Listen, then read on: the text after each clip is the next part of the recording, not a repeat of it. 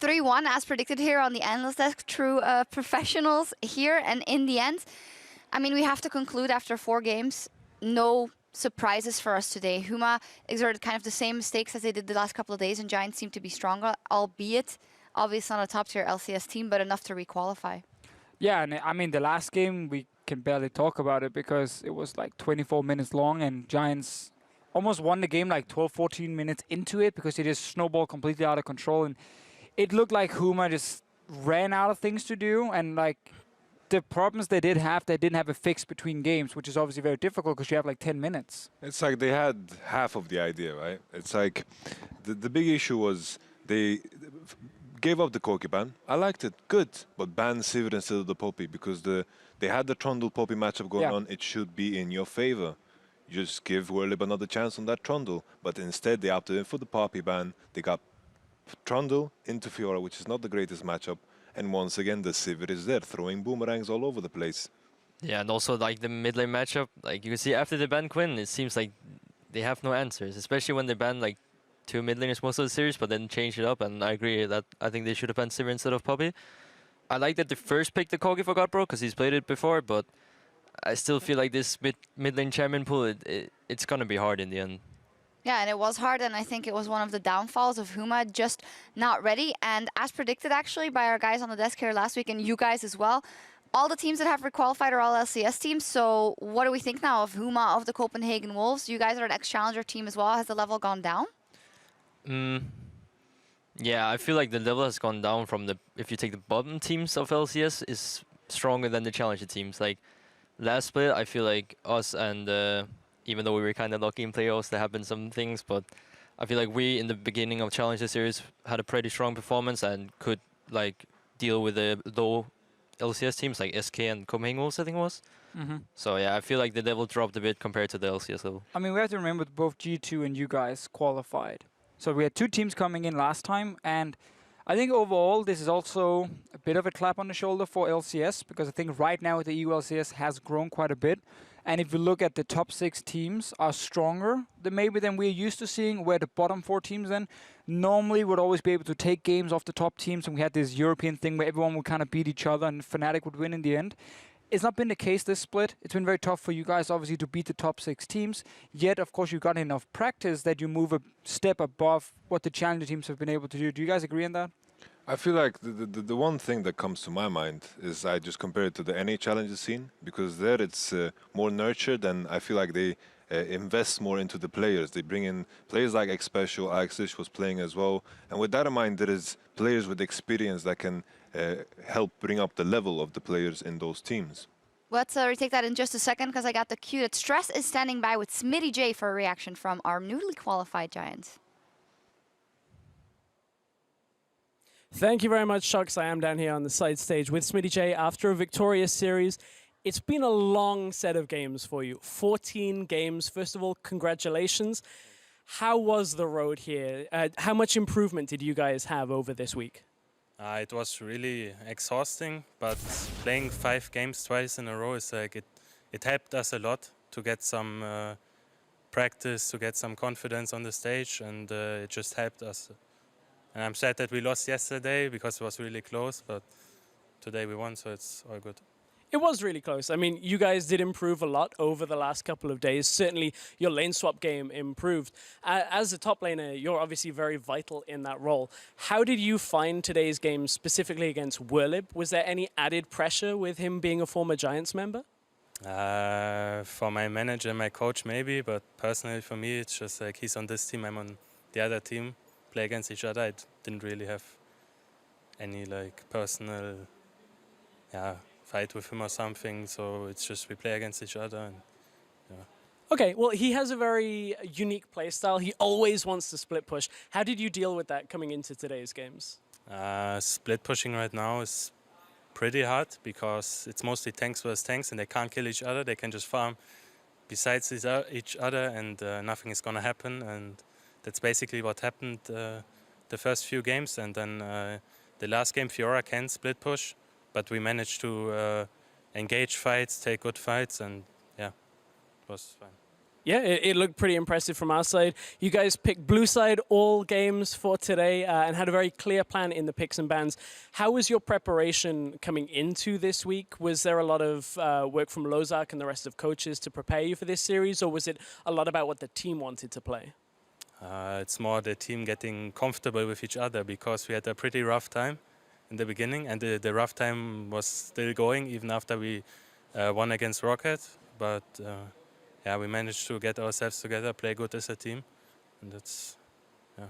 Certainly showed. Congratulations again, man. We're looking forward to seeing you in the summer split. I'm going to send it back up to the analyst desk to finish breaking down that game. Thank you very much. And before we do, we have to crown an MVP, and that is also Smitty J. I think that he really put it all on the line on the race back to the big stage and bringing his team to victory. We mentioned him before that last game already. 21 kills, a kill participation of 81% over 4 games, and especially his difference from yesterday to today. Great performance. And we have to remember Huma's best weapon in a lot of the games would have been like Werlip's by pushing, or maybe Holy Phoenix in the bottom lane. And I feel like Werlip honestly had a fairly poor performance. He was completely nullified by Smitty J in almost every single game. For sure. I think his Poppy is his strength. And even when Poppy was taken away, which happened, we saw the Poppy ban. Still, great performance on the Trundle, pressured the Fiora, got ganked a lot, but still was very relevant in the game. Yep. Very well deserved. Great job by him. And now let's take a look at all the teams that requalified for the LCS in the summer, because we were talking about kind of the difference of level between Challenger and LCS. And wow, this is exactly the same graphic. Of course, Roccat, the Giants, and the Splice Boys requalifying for the summer split. And I'd like to continue the discussion of kind of how hard it is for the teams to get in. Yeah, and I just want to also jump on your point, Yamato, with the NA bringing in experienced people like Special and Alex. And obviously these guys have been playing for years and played against the biggest teams in the world, where I still feel like if you look at Challenger this year, there was a lot of old school people. Like Huma is an example. If you look at like Werlip, he's played obviously for some time. Holy Phoenix has been to Worlds, obviously as a Turkish team, not an European team. There's still a lot of players in Challenger who had a lot of experience. Maybe just not the same level as obviously the guys you were mentioning from NA. It's like the way I see it, it's like, I don't want to be harsh, but it's like the bottom of the barrel of the LCS, right? And if you compare, like I mentioned, X-Special and Alex-ish, you look at their history, there is a lot more there, right? They know how to think about the game, and I feel like the level of play is just different. It's also important to note, because Challenger series, they only scrim each other, right? That is probably what is the biggest issue. They scrim each other, and they kind of develop together. And they're not obviously going to be behind these teams that play in the LCS. Also feel like NA Challenger, they invest more, like the organization invests more into getting players. Like they have a lot of Korean players actually in the NA Challenger. And here in EU, it's like, yeah, we have some LCS players, but to be honest, they haven't played LCS for a long time. I think Werlip is probably the one who played the latest. And like if you look at like Wicked hasn't played for a long time, Godbro hasn't played for a long time. So it's people who actually has been in Challenger for some time now. So is it fair to say that with obviously Europe losing a few players at the start of the year, some of them going to North America, someone would retire, the remaining best players in Europe all got gathered on LCS teams?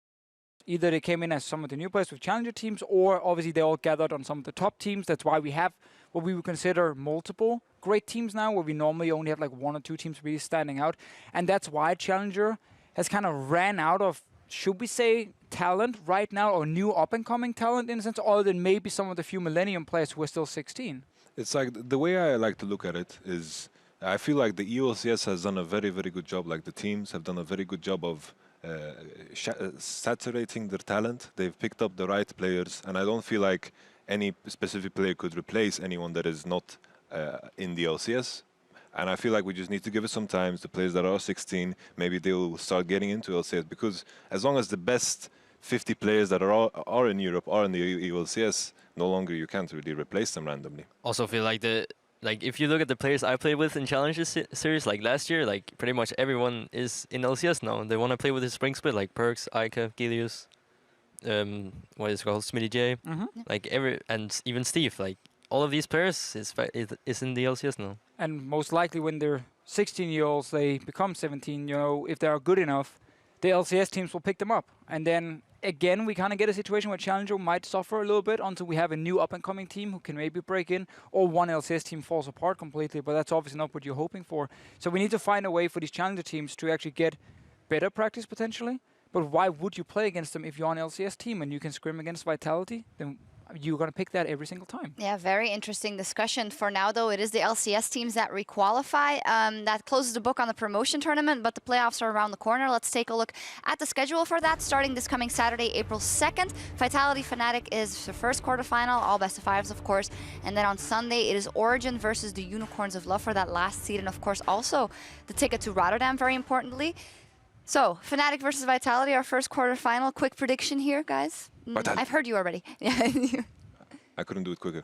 Vitality. No, go Vitality. ahead. You can give some okay. explanation. Yeah. Vitality, I think, in terms, if I compare Vitality to the other teams overall, I feel like they have this kind of adaptability about them. First, I thought Cabo Shorty is only going to play Graves, he's going to play Dissolution. All of a sudden, the Nautilus comes in, the Poppy comes in. I'm like, holy moly, Cabo Short plays tanks.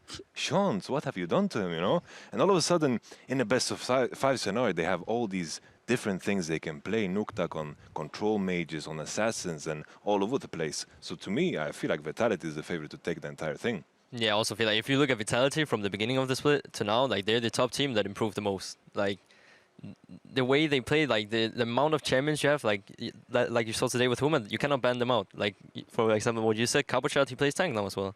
So I don't know. I think Vitality is one of the favorites as well to take the whole split here, and yeah, I just think they're gonna win the series. I find it funny though. Like I agree with the fact that they improved. But the way they started is also the way they ended a loss against Rocket. Yeah, for some reason they can't beat Rocket, but they should be able to beat Fnatic. And I mean, also looking at Fnatic's last week here, where things kind of fell apart, they had that one specific composition they did so well with, like the Jin, Lee Sin at IM, maybe carried them forward quite a bit. Vitality has been among the top 3 teams ever since maybe week 3 of the EU LCS, and I think they're going to stay there. I think they're going to win. Honestly, quite easily, almost, I'm going to say. The whole thing or just the best of 5? No, just the best This of 5 one, against okay. Fnatic. And also, I think this patch is going to fit them so well. I mean, now that Cabochard is playing tanks, right? Add in Azir for Nukeduck. He's one of the best Azir players we have. Add in Sivir for Yanin. Like, that's his champion right there. You have some fantastic picks. And even, like, Kissing can play Janna or Bard or these different kind of supports that are also getting really, really high up in the meta now. So I think Vitality, pick and ban-wise, also in the BO5, can adapt. I trust in Shons. I trust in the team. I think they're going to... Are they going to take it into the final? Well, as long as we're at it, you guys both said you think they will take the whole thing. Who, if anyone, Well, can not challenge them? easily. So we have to remember that, obviously, if Vitality beats Fnatic, they will play H2K in the semifinal because of the reseeding happening, and H2K will always face the highest seed coming in. So that's going to be an absolutely insane semifinal if that happens, and I cannot call that one. I'm going to say 50-50 on that one. I think that's a safe one. Yeah, I think it's very, very hard to call. I think it's almost guaranteed that one of the top 3 teams is going to win the entire thing. I just feel like Vitality is the favorite because of adaptability. Because when I look at the semi-final that we will have against H2K eventually, if they win against Fnatic, I feel like H2K have had this one way of playing. They pick this teamfight composition, which is very good in this meta, of course, but they kind of brute force it. They teamfight with Lissandra, and of course a tank on Odamna, and they brute force it. When they need to move around the map, all of a sudden they look a bit lost. And with that in mind, I feel like it's kind of the pen against the sword. Interesting. I actually think H2K, when it comes to playing the map, are extremely good. They understand how to play without fighting, like the mentality of win the game without ever fighting, technically.